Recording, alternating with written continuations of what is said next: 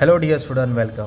तो जीएसटी में indirect taxation में ऐसे क्वेश्चन आएगा तुमको 15 मार्क का, और इधर बोला नेट टैक्स लायबिलिटी ढूंढना है। ओके, तो इतना वर्ड लिख के आएगा, तो कंफ्यूज नहीं होना है। तो इधर पूरा ट्रांजैक्शन में सेल दिया है और परचेज दिया ही नहीं है, क्योंकि परचेज का डायरेक्ट बैलेंस दिया है इनपुट करके। इनपुट मतलब परचेज होता है, राइट। तो अभी जेठालाल, सुंदरलाल, नट्टू काका सब करके तुमको एकदम प्यार से समझाता हूँ, ठीक है।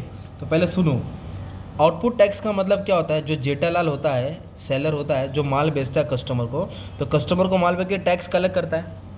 तो सेल पे जो सेल वाला वो मेन हीरो है। और इनपुट टैक्स मतलब जेठालाल ने डीलर से माल खरीदा है, कंपनी से माल खरीदा है, तो परचेस में ऑलरेडी टैक्स पे किया है। और आउटपुट मतलब सेल से टैक्स कलेक्ट किया है, और ऑलरेडी ओपनिंग बैलेंस था गवर्नमेंट के पास। तो फिर कैसे एडजस्ट करना है, तो आउटपुट मतलब सेल। तो ये जो आउटपुट है ना, ये पूरा सेल हो गया, राइट, सेल हो गया। और इनपुट मतलब होता है परचेस, वो रेडीमेड दिया, अपने को सॉल्व करने की ज़रूरत नहीं है।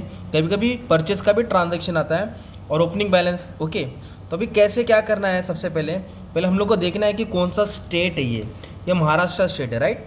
तो महाराष्ट्र के अंदर रहेगा ना, तो हम लोग CGST और SGST में लिखेंगे। और आउट ऑफ द महाराष्ट्र रहेगा तो IGST में आएगा, आउट ऑफ द महाराष्ट्र रहेगा तो IGST में आएगा।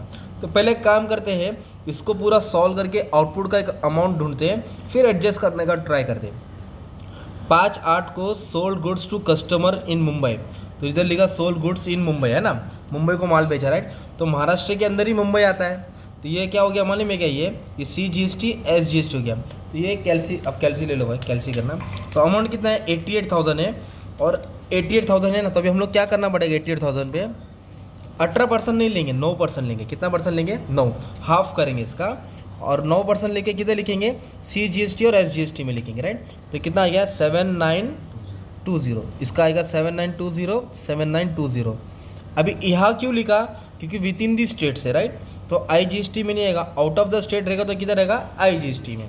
तो अपने फर्स्ट ट्रांजेक्शन सॉल्व किया 5 तारीख वाला। फिर 11 तारीख को फिर से गुड्स बेचा सोलापुर में।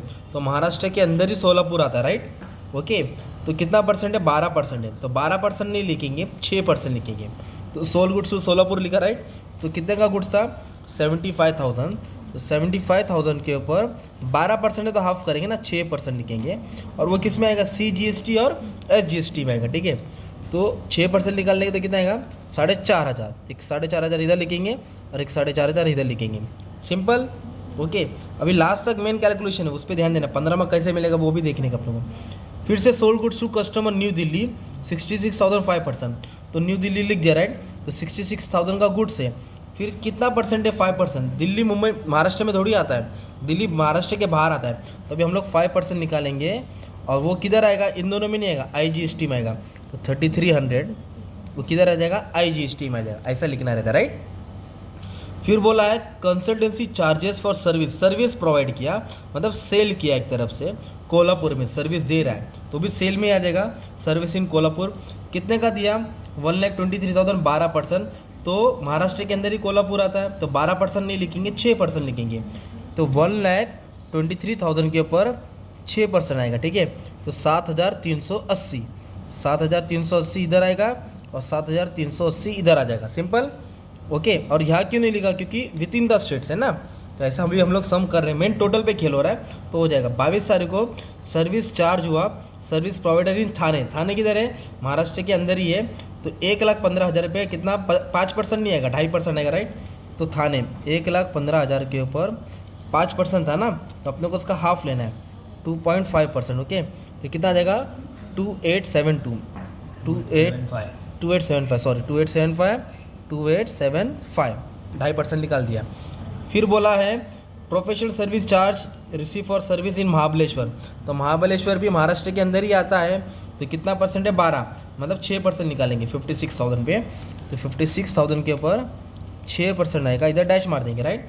तो 6% निकाल देंगे तो 3,360, 3,360, 3,360। ओके, फिर बोला है sold goods to customer in Haryana. Haryana Maharashtra के अंदर नहीं आता, राइट। तो हरियाणा किधर आता है, अलग से स्टेट है, ना। तो फिर 18% 2,35,000 पे निकालेंगे, और वो IGST में आएगा, किस में आएगा, IGST में 42,300, 42,300। उसके बाद क्या बोला है, माने में क्या, sold goods to customer Silvassa. Silvassa भी महाराष्ट्र में नहीं आता, राइट। टेरिटरी यूनियन, तो 1,28,000 के पर कितना परसेंट निकालना है, 5% निकालना है, ठीक है। 5% निकल के अपने को किधर लिख देने का, डायरेक्ट इसमें लिख देने का, तो 6,400 आ जाएगा, 6,400। अभी इसका मैं टोटल लेके इधर एक स्टार बना देता हूँ। ये जो टोटल आएगा ना, ये जीएसटी पेबल होता है, क्योंकि जब माल बेचता है दुकान वाला तो कस्टमर से पैसा आता है, तो कस्टमर से टैक्स कलेक्ट करता है वो, तो कितना टैक्स कलेक्ट करके गवर्नमेंट को देना वो मालूम पड़ेगा। ये सबको ऐड कर देगी, तो इसको ऐड करके 52,000 आ जाएगा, और ये CGST को ऐड करके अपने को 26,035 सिंपल। ये क्या हो गया, ग्रॉस टैक्स पेबल या आउटपुट टैक्स पेबल। ये पूरा सेल वाला ट्रांजैक्शन है। कौन सा वाला, सेल। ऐसे सेम है ना, परचेस वाला भी आता है, तो वैसे ही सेम सॉल्व करके टोटल लिखना पड़ता था, पर हमारे वाले क्वेश्चन में परचेस का डायरेक्ट टोटल दिया है।